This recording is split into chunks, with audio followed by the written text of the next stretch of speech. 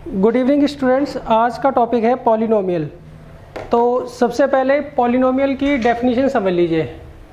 Polynomial एक ऐसा expression होता है जिसमें हम वेरिएबल्स का यूज़ करते हैं, कॉन्सोनेंट्स का यूज़ करते हैं। वेरिएबल मतलब जैसे मान लीजिए आपको x और y दे रखा है, ये हमारे वेरिएबल हैं। कई बार हमें z भी लेना होता है। ये सारे के सारे क्या होते हैं? वेरिएबल होते हैं। और कॉन्सोनेंट्स क्या होते हैं? कॉन्सोनेंट्स होते हैं न्यूमेरिकल नंबर। तो पॉलिनोमियल क्या होगा? पॉलिनोमियल एक ऐसा एक्सप्रेशन होगा जिसमें हम वेरिएबल की पावर्स और कॉन्सोनेंट्स का यूज़ करते हैं। बस इसमें आप एक कंडीशंस का ध्यान रखिएगा। वो कंडीशंस क्या है? सबसे पहली कंडीशन है कि आपको जो वेरिएबल दे रखा है, यहाँ पर हम वेरिएबल क्या यूज़ कर रहे हैं? x। इसकी ये जो पावर है ये हमेशा होल नंबर होनी चाहिए, ये फ्रैक्शन में या नेगेटिव नहीं हो सकती। मान लीजिए आपको x की पावर 1/2 दे रखा है, तो इसका मतलब क्या हो गया? यहाँ पे x की पावर क्या दे रखी है आपको? फ्रैक्शन में दे रखी है, तो इसका मतलब ये पॉलिनोमियल नहीं है। अच्छा, एक और केस लीजिए, x प्लस 1/x प्लस 3। इस एक्सप्रेशन में यहाँ पर हमें x एज इट इज़, ये x की पावर क्या दे रखा है? -1। तो ये जो एक्सप्रेशन है ये भी पॉलिनोमियल नहीं होगा। तो पॉलिनोमियल के लिए आपको क्या चेक करना होता है कि जो वेरिएबल है, वेरिएबल की जो पावर होगी वो हमेशा क्या होना चाहिए? ना तो फ्रैक्शन में हो और ना ही नेगेटिव में हो।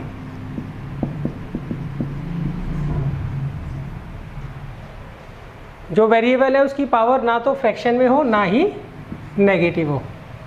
डैट मीन्स जो वेरिएबल होगा उसकी पावर क्या होनी चाहिए?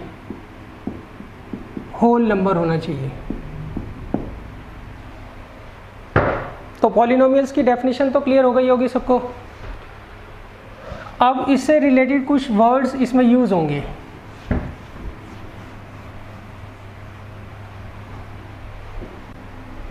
सबसे पहले है वेरिएबल। वेरिएबल क्या होता है? मान लीजिए आपको ये पॉलिनोमियल दे रखा है, इसमें x वेरिएबल है, इसमें x वेरिएबल है। अच्छा, दूसरा होता है degree of polynomial. Degree of polynomial का मतलब क्या होता है? ये आपको एक पॉलिनोमियल दे रखा है, इसमें वेरिएबल कौन है? x। यहाँ पर x की पावर कितनी है? 1, और यहाँ पे x की पावर क्या है? 2। तो आपको ये देखना है x की हाईएस्ट पावर, जो भी आपको वेरिएबल दे रखा है उसकी हाईएस्ट पावर क्या है। तो यहाँ पर हाईएस्ट पावर क्या दे रखी है आपको? 2। तो डिग्री ऑफ पॉलिनोमियल क्या हो जाएगा? 2 हो जाएगा। डिग्री ऑफ पॉलिनोमियल क्या हो जाएगा? 2। अच्छा, एक और केस लीजिए। मान लीजिए आपको दे रखा है y की पावर 3 प्लस 2y² प्लस 4। तो यहाँ पर वेरिएबल क्या है? y। नेक्स्ट, यहाँ पर y की पावर कितनी दे रखी है? 2, और यहाँ पर क्या दे रखी है? 3। तो इसमें बड़ी पावर कौन सी है? बड़ी पावर है 3। तो इसकी डिग्री क्या हो जाएगी? इसकी डिग्री हो जाएगी 3। अच्छा, अब नेक्स्ट है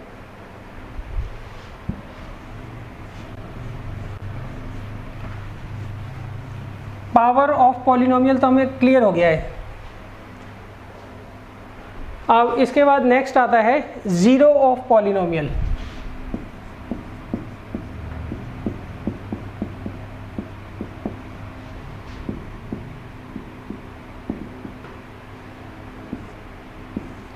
हमें पॉलिनोमियल का ज़ीरो कैसे निकालना है ये देख लीजिए। अब आप मान लीजिए आपको एक ग्राफ दे रखा है,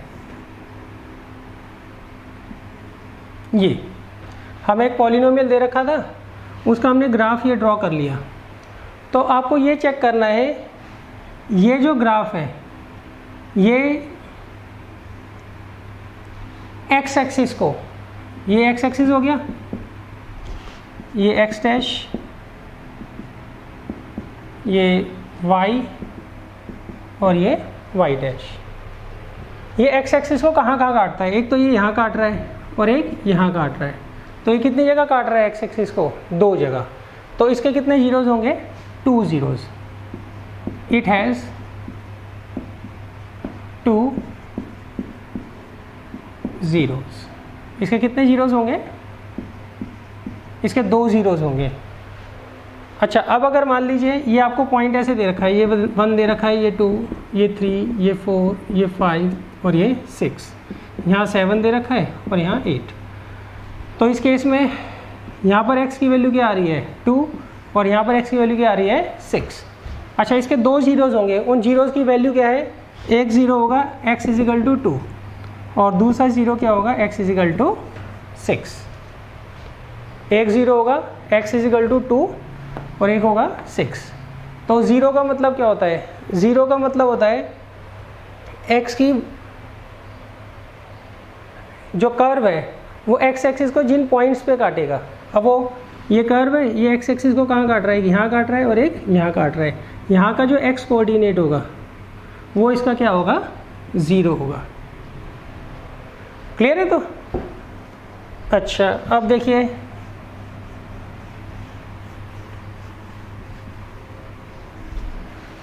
मान लीजिए आपको इस तरीके से कर्व दे रखा है,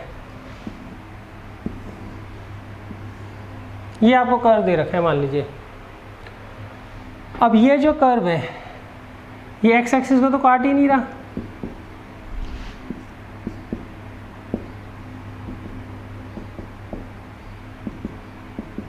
ये एक्स एक्सिस को काट ही नहीं रहा। तो इसका मतलब क्या हुआ? इट हैज़ नो ज़ीरो,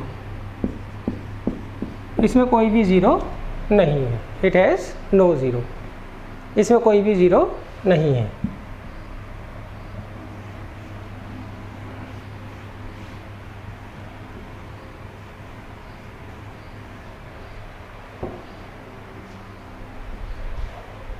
अच्छा, अब हम करते हैं एक्सरसाइज 2.1। एक्सरसाइज 2.1 में क्वेश्चन इन्होंने दिया है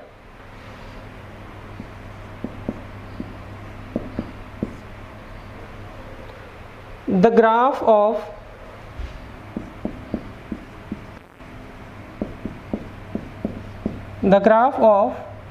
y = px are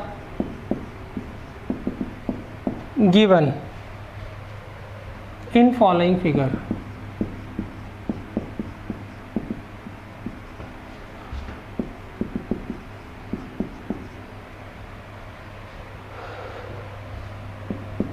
for some polynomial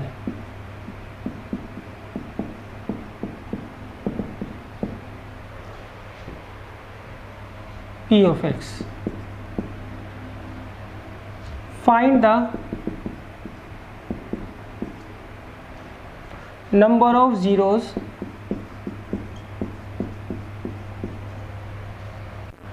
of p of x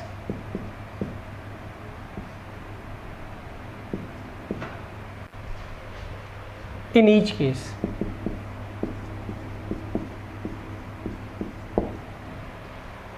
देखिए, इसमें आपको इन्होंने एक पॉलिनोमियल दे रखा है और उसका ग्राफ बनाकर दे रखा है। तो हमें क्या करना है? उसके नंबर ऑफ जीरोस काउंट करके बताने हैं। पहला डायग्राम इन्होंने दे रखा है हमें,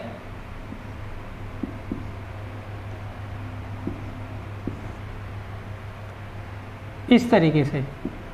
ये एक्स एक्सिस है, ये एक्स डैश है, ये वाई डैश है और ये वाई है, और ये उसका पॉलिनोमियल का ग्राफ दे रखा है। ये स्ट्रेट लाइन इस तरीके से, ये किसके पैरेलल है? एक्स एक्सिस के पैरेलल है। तो आपको ये बताना है इसके कितने जीरोज़ होंगे। देखिए, जीरोज़ हम कैसे काउंट करते हैं? हम ये देखते हैं ये जो ग्राफ है ये एक्स एक्सिस को कितनी जगह काट रहा है। ये तो एक्स एक्सिस को काट ही नहीं रहा, तो इसका मतलब क्या होगा? इट हैज़ नो ज़ीरो, इसमें कोई भी ज़ीरो नहीं होगा। इट हैज़ नो ज़ीरो, इसमें कोई भी ज़ीरो नहीं होगा। अच्छा, सेकंड देखिए,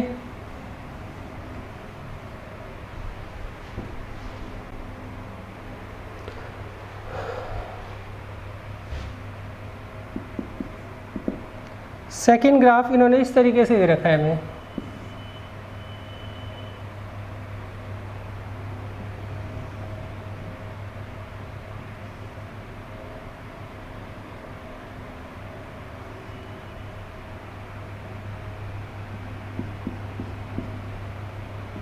ये x है, ये x डैश,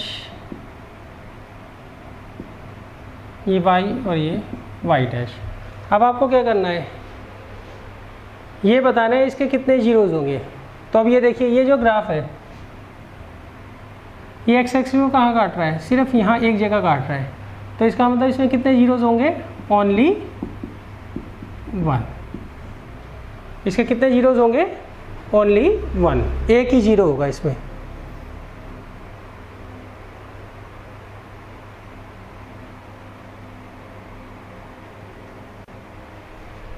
थर्ड पार्ट देखिए, अभी मैं क्वेश्चन रब कर देता हूँ।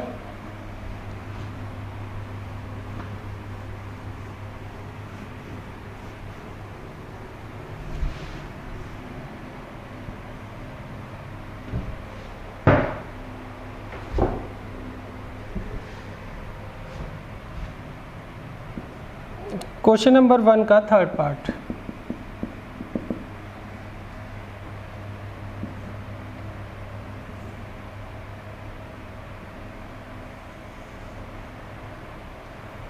और ये फोर्थ पार्ट है।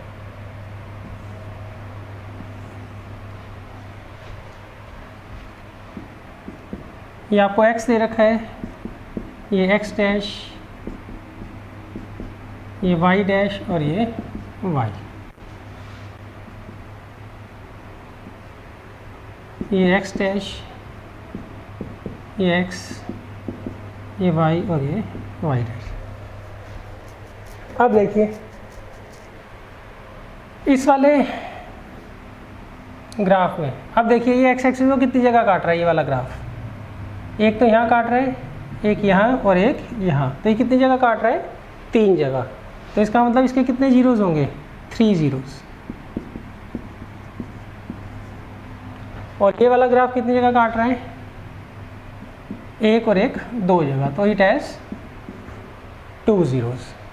इसके कितने जीरोज होंगे, 2 जीरोज होंगे। क्लियर है? तो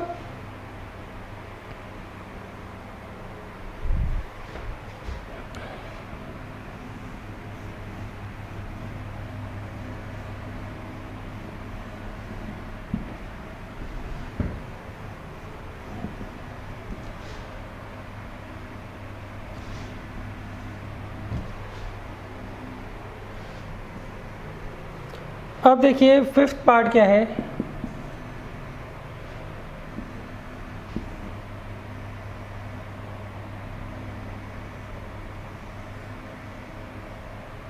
फिफ्थ पार्ट आपको ये दे रखा है। अब आपको ये बताना है इसके कितने जीरोज होंगे। तो देखिए इस कर्व, ये जो कर्व है ये एक्स एक्सिस को कहाँ काट रहा है,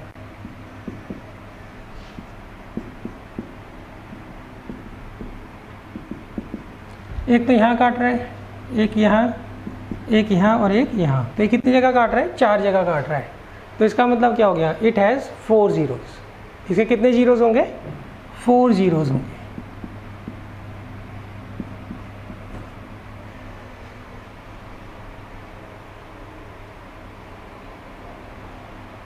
अब देखिए नेक्स्ट है सिक्स्थ पार्ट।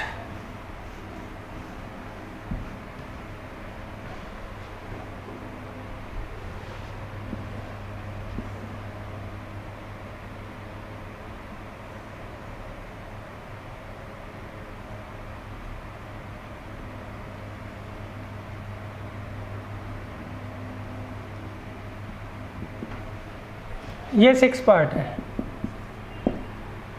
6 पार्ट में आपको बताना है इसके कितने जीरोज हैं। तो देखिए ये एक्स एक्सिस को कितनी जगह काट रहा है, देखिए यहाँ ये काट नहीं रहा, टच कर रहा है। और एक ही बात है, टच करे या काटे एक ही बात है।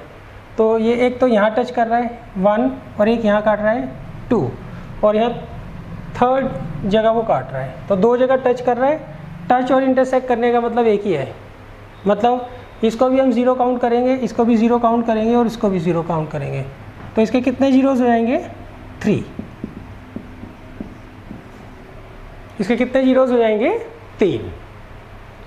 यहाँ तक क्लियर है सबको?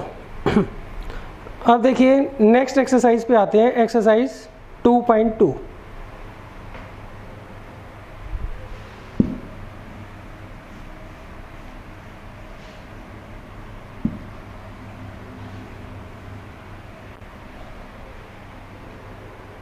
एक्सरसाइज 2.2।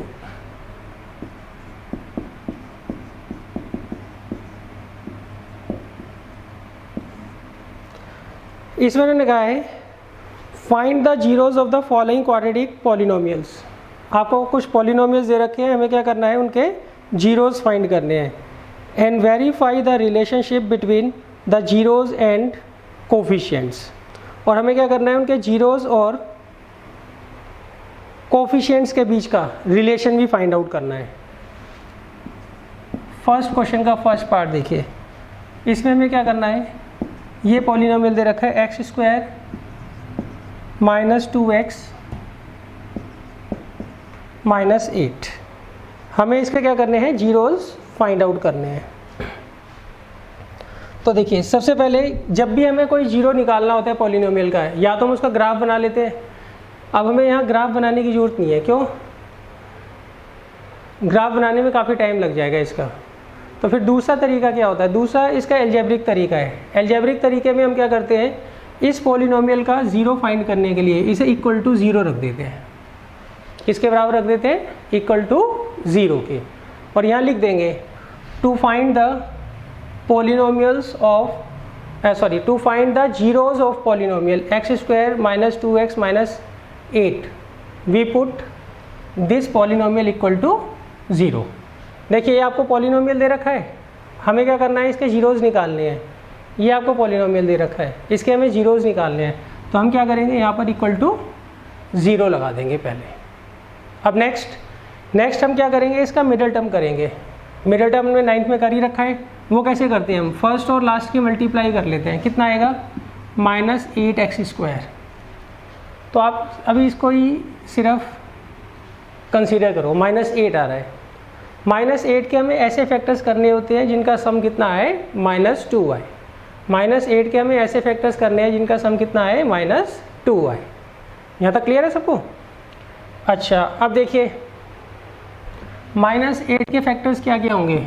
-8 × 1, 4 × 2, चलो माइनस का साइन बाद में देख लेंगे। इसके अलावा तो कोई फैक्टर है नहीं। 8 × 1 और 4 × 2, 8 के ये दो फैक्टर्स होते हैं। अब आप क्या करो? इनको ऐड और सब्ट्रैक्ट करके देख लो किस में 2 आता है। आप इन दोनों को ऐड करोगे तो 9 आएगा, सब्ट्रैक्ट करोगे तो 7 आएगा। प्लस माइनस से अभी में कोई मतलब नहीं है। इन दोनों को ऐड करोगे तो कितना आएगा? 6। और अगर आप सब्ट्रैक्ट करोगे तो कितना आएगा? 2। तो हम इसको कंसीडर करेंगे 4 और 2 को। अब हमें ये देखना है इसमें कौन सा पॉजिटिव आएगा, कौन सा नेगेटिव आएगा। तो हमें आंसर में सम क्या चाहिए? -2 चाहिए ना। तो एक तो हम ले लेंगे -4x और एक ले लेंगे +2x। क्यों?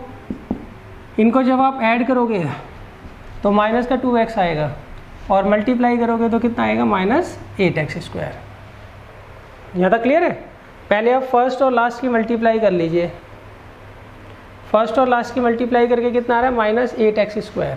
x² अभी आप कंसीडर मत करो, -8 को ही देखो। अब हमें -8 के ऐसे दो फैक्टर्स करने होते हैं जिनका सम -2 आए। तो हम क्या करेंगे? 8 के फैक्टर्स करके देख लेंगे और इनको एक बार ऐड करके देख लेते हैं, एक बार सब्ट्रैक्ट करके देख लेते हैं। देखते हैं किससे 2 बनेगा। साइन हम बाद में अपने आप ही लगा लेते हैं। तो अगर आप इन दोनों को सब्ट्रैक्ट करते तो 2 आता है। तो इसका मतलब इसके फैक्टर्स क्या होंगे? 4 और 2 होंगे। बस आपको इसका क्या करना है? साइन चेक करना है, कौन सा साइन प्लस का किसके साथ लगेगा और माइनस का किसके साथ लगेगा। तो उसके लिए हमने क्या किया? -4 ले लिया, +2 ले लिया। क्यों? सम इनका हमें चाहिए -2x। अच्छा अब देखिए नेक्स्ट, अब हम यहाँ क्या लिखेंगे? जो दो फैक्टर्स हमने निकाले हैं उसको हम क्या करेंगे? इसकी जगह रख देंगे -2x की जगह। वो क्या है? -4x +2x। अब देखिए यहाँ से x कॉमन ले लीजिए तो अंदर क्या आएगा? x -4। यहाँ से +2 कॉमन ले लीजिए, x -4। तो एक फैक्टर आ जाएगा x +2 और एक आ जाएगा x माइनस 4। अब देखिए नेक्स्ट हमें क्या करना है, हम पहले इसे 0 पुट कर देंगे।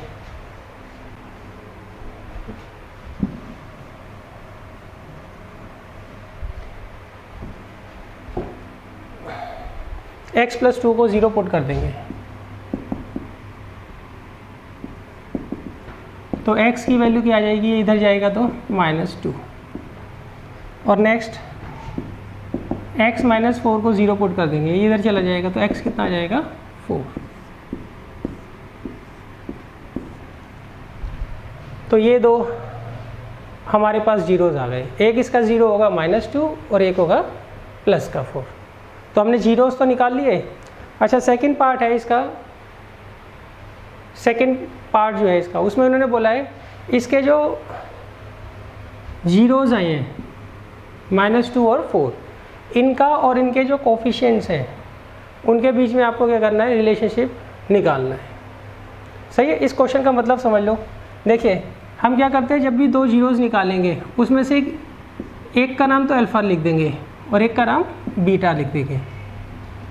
सही है, ये लिखने का ही ढंग है, ए और बी है एक तरह से, ये मान लीजिए आप, मगर एक ही जगह हमें क्या लिखना है, अल्फ़ा। क्यों, जो जीरोज़ का सिंबल होता है वो क्या होता है, अल्फ़ा और बीटा। अगर दो जीरोज़ हो तो सिंबल को हम ऐसे ही लिखेंगे।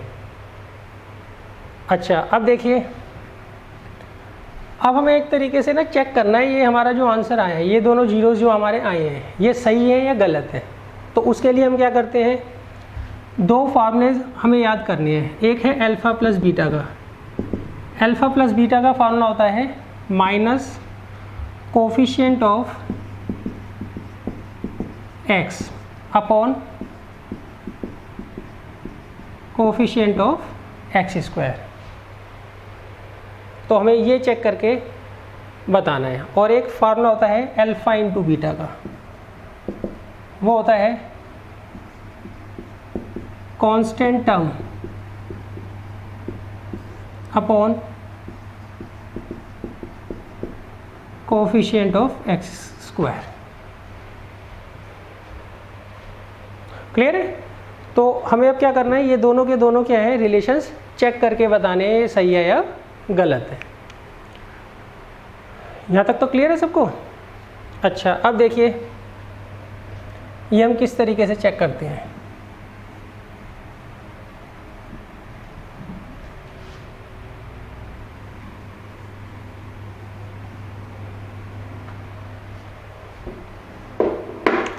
हम सबसे पहले क्या करेंगे, ये वाला फार्मूला ले लेंगे।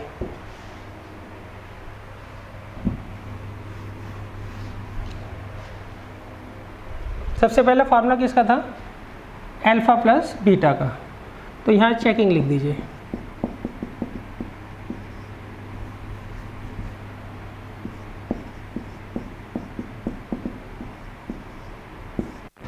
Alpha plus beta. अब देखिए अल्फ़ा हमने क्या निकाला था यहाँ पे -2 और बीटा क्या निकाला था 4। तो अल्फ़ा दे रखा है -2 और बीटा दे रखा है 4। तो ये ऐड होकर कितना आ जाएगा, 2 आ जाएगा।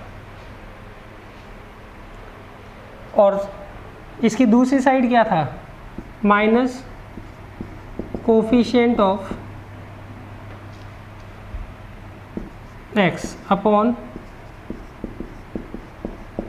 Coefficient of x square. तो देखिए यहाँ पे कोफिशिएंट ऑफ x क्या दे रखा है आपको, x स्क्वायर का कोफिशिएंट क्या है यहाँ पर 1, x का कोफिशिएंट क्या है -2 और कांस्टेंट टर्म क्या है 8। तो देखिए कोफिशिएंट ऑफ x क्या दे रखा है -2 और कोफिशिएंट ऑफ x स्क्वायर वो क्या दे रखा है 1। तो ये आ गया 2। तो देखिए ये दोनों मैच कर रहे हैं ना। तो इसका मतलब क्या हुआ, therefore alpha plus beta is equal to minus coefficient of x upon coefficient of x square. Clear है। तो पहला फार्मूला तो हमारा वेरीफाइड हो गया। अब हमें दूसरा फार्मूला चेक करना है। दूसरा फार्मूला क्या था, अल्फ़ा इंटू बीटा। उसकी लेफ्ट साइड में क्या था, अल्फा इंटू बीटा, और राइट साइड में था constant term upon coefficient of X square. अब देखिए अल्फा कितना दे रखा है आपको यहाँ पर, अल्फा में दिया हुआ था -2 और बीटा कितना था 4, तो ये कितना बन रहा था -8। अब राइट साइड में क्या था दूसरे फार्मूले के, वो था constant term upon coefficient of X square. तो देखिए यहाँ पे कांस्टेंट टर्म क्या है, कांस्टेंट टर्म क्या है -8 और कोफिशिएंट ऑफ एक्स स्क्वायर क्या है 1, तो ये कितना आ गया -8 आ गया। तो ये दोनों भी मैच कर रहे हैं, तो therefore alpha into beta is equal to constant term upon coefficient of X square. यहाँ तक क्लियर है? ये तो इसका फर्स्ट क्वेश्चन का फर्स्ट पार्ट था एक्सरसाइज 2.2 का। अब देखिए सेकंड पार्ट क्या है इसका।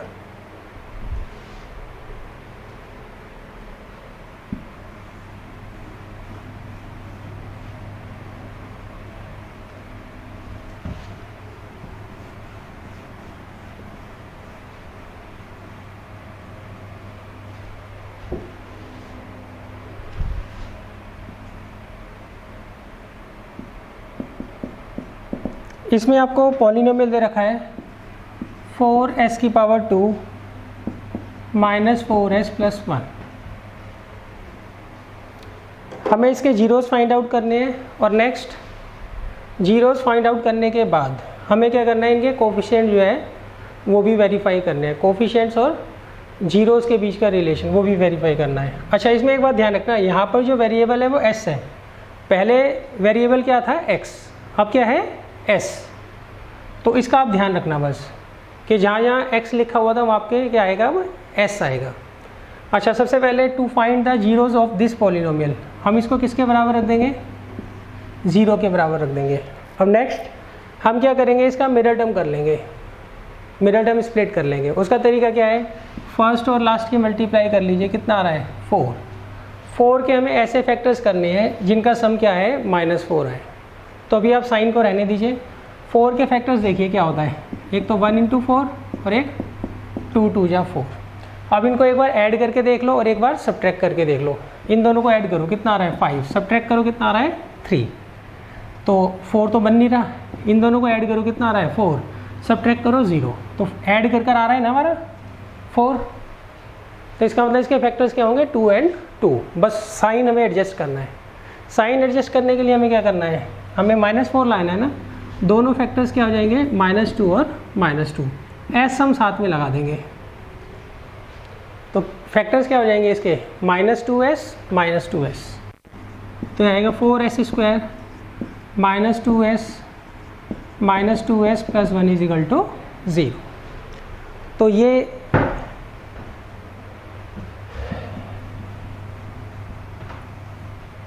मिडल टर्म तो हमने स्प्लिट कर लिया इसका। अब यहाँ से आप कॉमन ले लीजिए, क्या कॉमन आएगा 4 और 2 में 2, s² और s में क्या कॉमन आएगा s। तो अब देखिए यहाँ पर क्या बचेगा अंदर, 4 में से 2 कॉमन आया तो कितना आ गया 2, s² में से s किया तो कितना आ जाएगा s। अच्छा, अब देखिए 2s कॉमन ले लिए यहाँ से, तो क्या बचेगा -1। इसमें से हमने 2s, पहले हम क्या करेंगे 4 और 2 में कॉमन देखेंगे क्या आ रहा है 2, s² और s में क्या कॉमन आएगा s, तो अंदर क्या आ जाएगा 2s - 1। अब यहाँ से लीजिए -1 कॉमन, तो अंदर क्या आ जाएगा, ये पॉजिटिव हो जाएगा और ये नेगेटिव। क्लियर है? तो अच्छा, तो अब एक फैक्टर तो इसका ये बन जाएगा 2s - 1 और दूसरा ये बन जाएगा 2s - 1। दोनों फैक्टर सेम होंगे इसके। क्लियर है? अब पहले इस फैक्टर्स को 0 रखो।